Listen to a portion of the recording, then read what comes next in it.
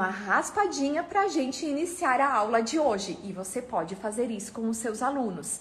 No dia que você for contar a história, lá no cartaz da raspadinha, você pode deixar então um enigma, uma carta assim, para a criança pensar. O que vai ter hoje? Hoje vai ter história. Qual é o nome dessa história? Então eu vou raspar para a gente ver o nome da nossa história, tá? Você vai fazer isso com as crianças também. Você já sabe o nome da história, mas a criança ainda não. Então eu já estou vendo aqui o nome da nossa história. E olha só, ela se chama Quando Me Sinto Assustado. Vocês conhecem essa história? Então agora a prof vai contar para vocês.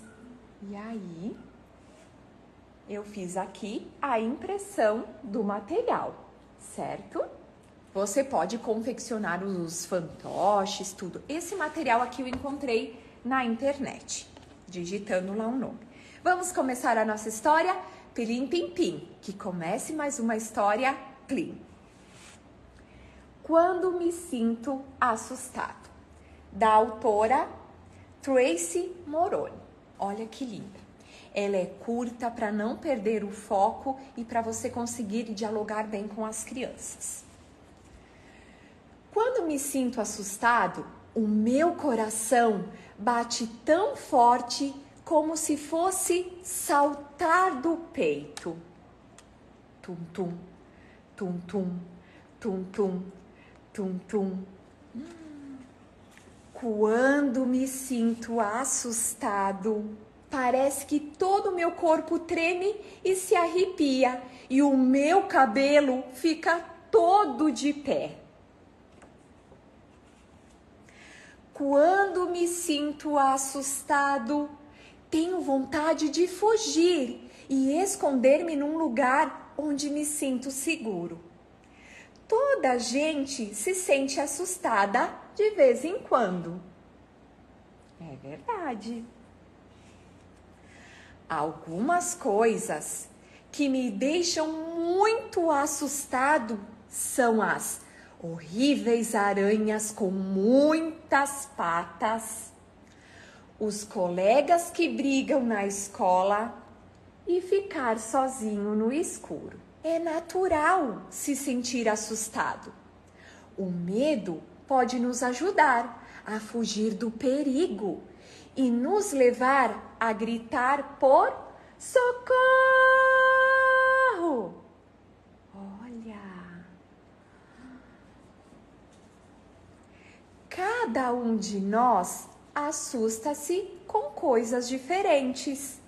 Algumas coisas que são assustadoras para mim podem não ser para ti.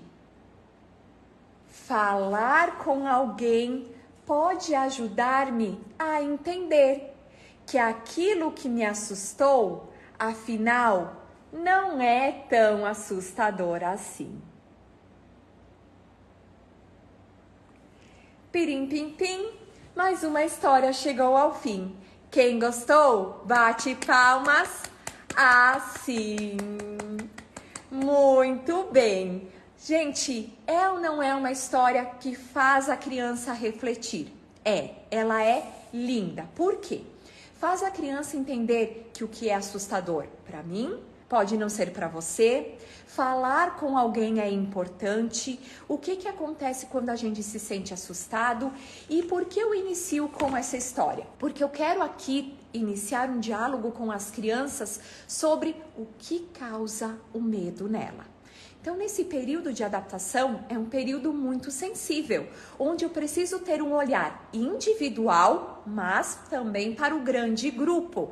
Eu preciso entender, a turma tá agitada, tá chorando, tá com medo. O que eu trabalho? Uma história curta, porque o tempo de concentração das crianças, ele é curto.